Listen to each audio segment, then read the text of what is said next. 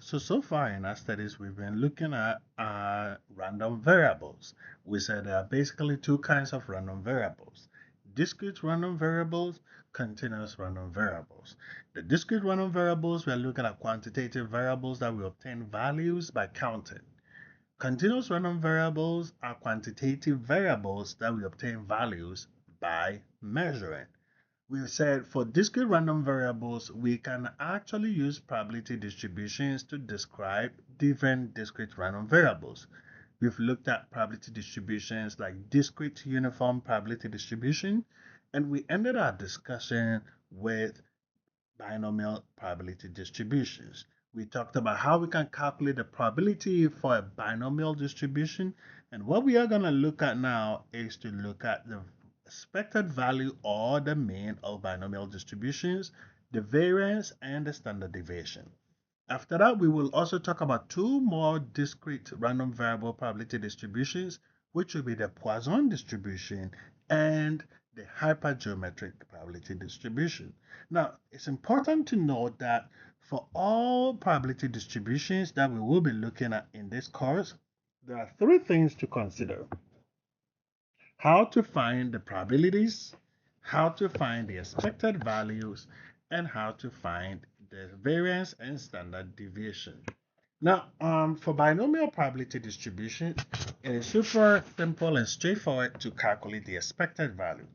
The expected value formula is to take your value of n and multiply by the value of p. And so for different values of n, we multiply by their corresponding values of p, and that will be how we calculate the expected value. For the variance, it's a formula of your n times the p times 1 minus the p. We already know that n represents the number of trials or the number of participants. P is the probability of success for one person or one trial.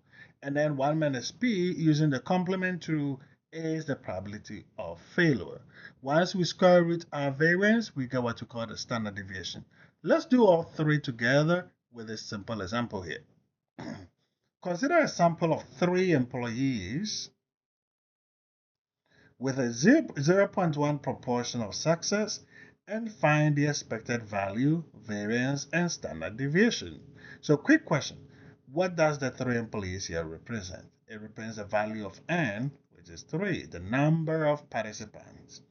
And the 0.1 proportion of success here represents our p, which is the probability of success.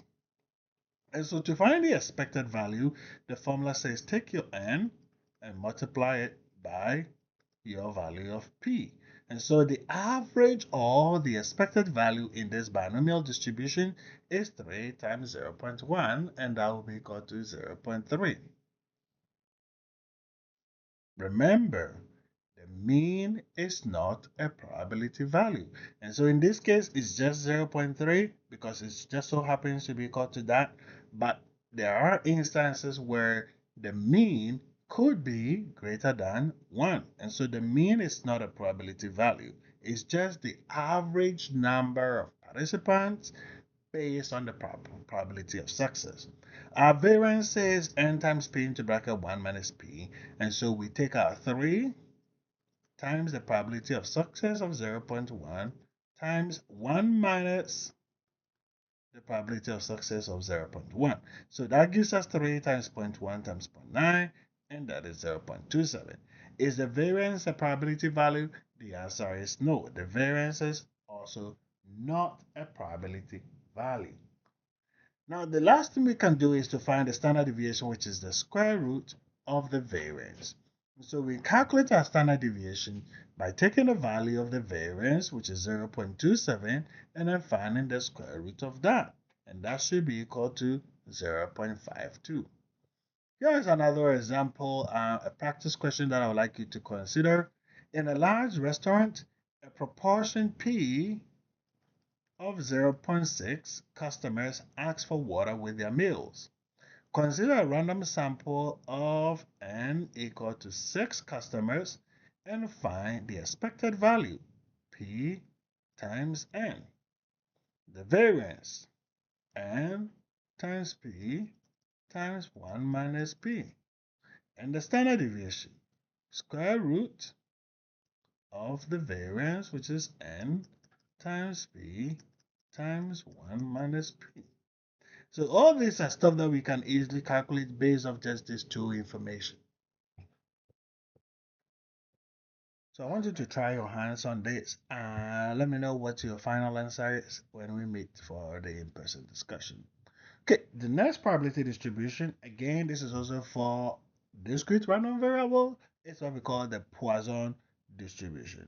Poisson distribution is mostly useful when we want to know the number of times an event will occur over a specified period or interval of time or space. How many vehicles will arrive at a drive-through in an hour? It's Poisson probability distribution. How many students will come into class the first 10 minutes? It's a Poisson probability distribution. Why is it a probability distribution for discrete random variables? Because we are counting the number of occurrence in an interval of time. How many bankruptcies will be filed in a month? That is a Poisson distribution.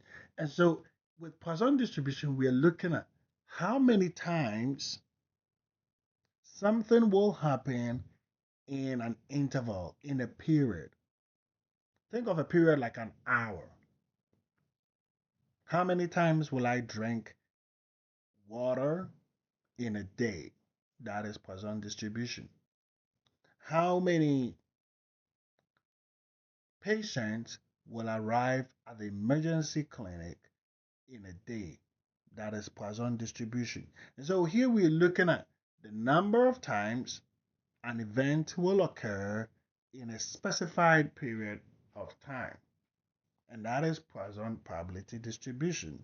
Now, a lot of companies use Poisson distribution to decide if they should continue with their business or they should not continue with their business. Think for example, a restaurant. How many guests, how many clients, how many people will enter the restaurant in an hour? For a specific holiday, how many people will go to the supermarket? And so that is what Poisson distribution is all about. Bell Labs use Poisson distribution to model the arrival of phone calls. Now again, with Poisson distribution, we are looking at two properties. Calculating the probability of the occurrence of an interval or of an event in any two interval. And then also we can also calculate the occurrence or non-occurrence in any interval being independent of other interval. But just like we've been doing for all the other probability distributions, we are going to look at how to find the probability of a Poisson distribution, how to find the mean or the expected value of a Poisson distribution, and how to find the variance or the standard deviation of a Poisson probability distribution. So let's start with the mean of a Poisson probability distribution. We did say that, oh no, I don't think I've said it yet, but there are two ways to find the probability of a Poisson probability distribution, either using the probability formula or the Poisson probability distribution table. And this is already on Moodle. I will spend some time and go over Moodle to show you the how we use the table. But let's start with the formula. So the formula says to find the probability of the number of occurrence x is equal to the mean of the occurrence in an interval to the power of x times e, which is a constant, to the power of minus u, which is the mean, divided by x factorial. Let's look at a quick example here. I'll show you in this example how to use the formula, and then we will also use the table. But patients arrive at the emergency room of Mercy Hospital at an average rate of 6 patients per hour. And so here, the 6 patients per hour is our average. For every hour, 6 patients come in on weekend evenings. What is the probability of 4 arrivals? So we know our U or mu, and then 4 arrivals in 30 minutes represent the value of x. And so if, because of the inconsistency here where we're looking at hour for the average and then minutes for the value of x, let's try to standardize it. If 6 patients comes in every hour, that means 3 patients will come in every 30 minutes. And so if we're getting 6 patients every hour, that means 3 patients per minute. Now, standardizing everything into minutes, just like we have here, we can apply the formula. The formula says Rp of x is equal to mu to the power of x times e to the power of negative mu divided by x factorial. Mu is 3, so 3 to the power of 4 times the constant e, which is 2.71828. It doesn't change, it's a constant, to the power of negative 3 divided by x factorial. And when you apply this in the formula, you get 0.1680. One other way we can calculate this is to use the Poisson probability table. So when you go on Moodle and you open up chapter 5, you should be able to see the tables attached on here too. So we have the lecture notes, and then we have the binomial probability table that I talked about before, and we have the Poisson probability table too. So let's look at the Poisson probability table. Now on this table here, you will see that we basically have two important values. This here represents the mu, which is the mean.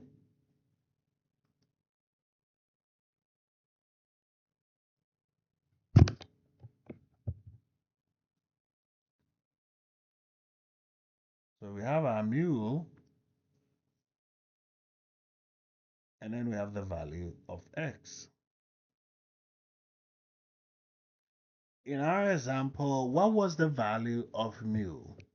Our example of mu was 3, right? 3 patients per 30 minutes on weekend evenings, and the value of x is 4. So when we go back to our Poisson probability table, we are looking for a point where the value of mu is 3,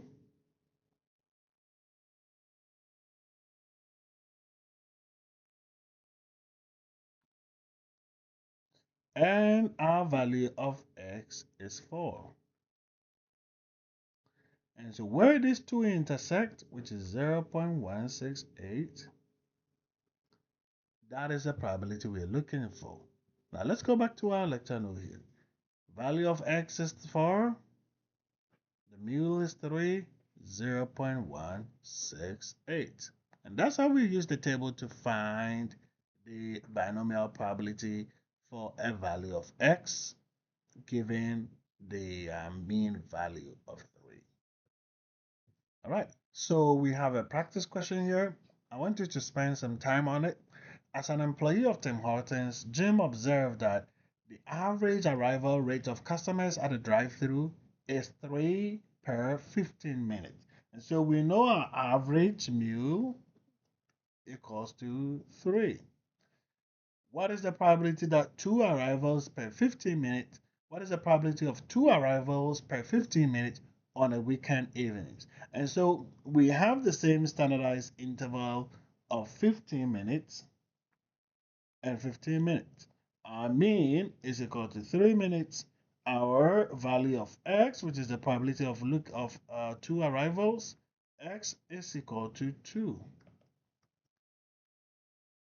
And so when when the mean is 3 and the value of x is equal to 2, you can either use the table or you can use the probability function here to calculate for the value of x equal to 2 with a mean of 3. Now let's discuss it in class when we meet. Okay. Now, again, the property of Poisson distribution is that the mean and the variance are always the same. And the cool thing is the mean is always given to you in a question or in the Poisson distribution scenario. And so if the mean and the variance are the same, then what is the value of the mean of the variance when the mean is given? It's the same thing. Look at an example. If the variance of the number of arrivals at Mercy Hospital during a 30-minute period is 3, find the average arrival rate. The average arrival rate will also be equal to 3 because the variance and the mean are the same. And then calculating the standard deviation, what we will have to do is we will have to find the square root of the mean of the variance, and that will be the answer for our standard deviation. Now I want us to close off with hypergeometric probability distribution, very similar to binomial distribution, in a sense that the scenarios are similar. Just like in binomial distribution, with hyperprobability distribution, we are looking at the number of success in n number of trials. However, with hypergeometric probability distribution, the difference is that the number of trials are not independent. There is some level of dependency. And the second difference between hypergeometric and binomial probabilities is that the probability of success for hypergeometric probability distribution changes from trial to trial. You see, unlike binomial distributions where the probability of success is the same, for hypergeometric probability distribution, the probability of success changes from trial to trial. Let's look at some examples of how we calculate hypergeometric probability distribution. This is the formula for finding hypergeometric probability distribution.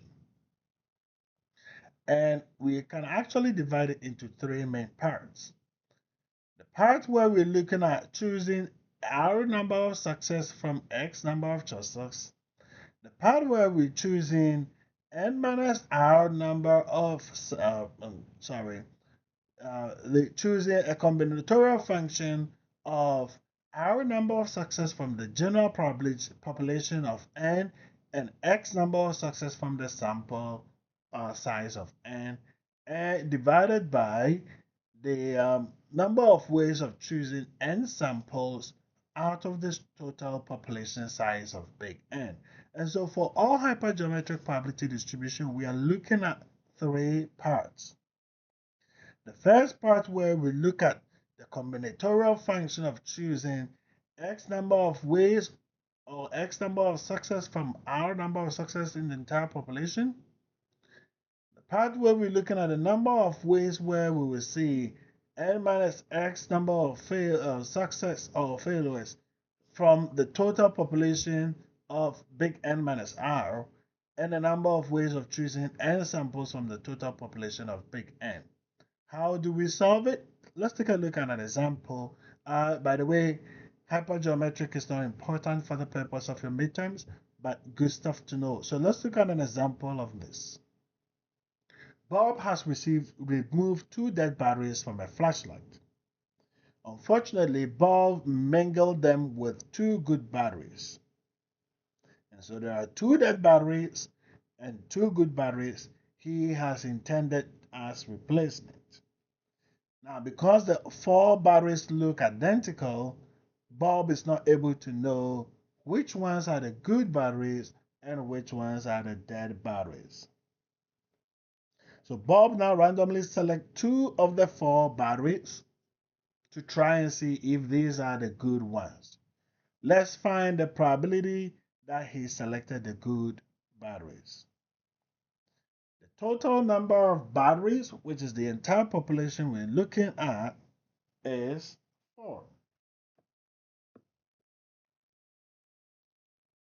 So we have a total population of 4.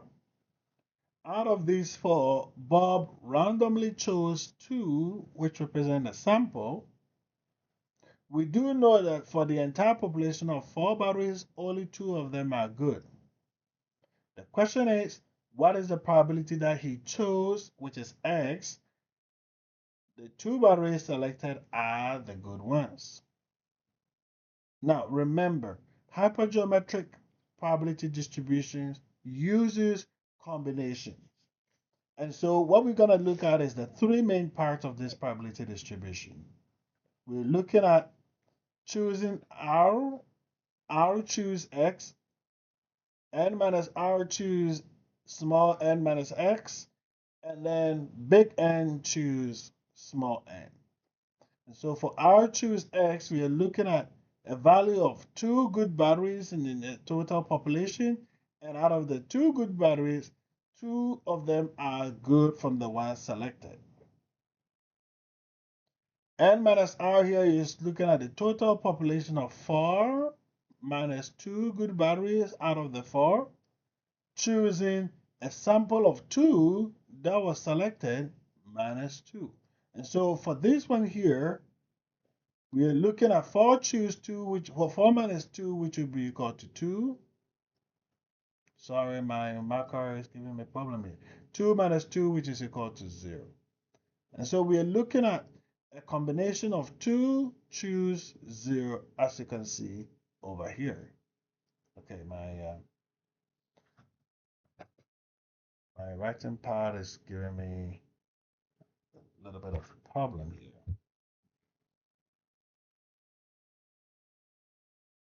So 2 choose 0, as you can see here. And then the last one, we have 4 choose 2, representing the value of 4, which is our total population size. And out of this, 2 batteries were selected. So we use combination to do this. And what is a combinatorial function? Somebody will say, in the case here, we're looking at 2 factorial over 2 factorial into bracket 2 minus 2, and that is 0 factorial. Here we're looking at 2 to choose 0, which means 2 factorial over 0 factorial into bracket 2 minus 0. That will give us 2 factorial. And then n, big N choose small n, which is 4 choose 2. We're looking at 4 factorial over 2 factorial into bracket 4 minus 2 factorial. What is the formula for combination? When I say 4 choose 2, for example, what we are looking at is the 4 representing the big N,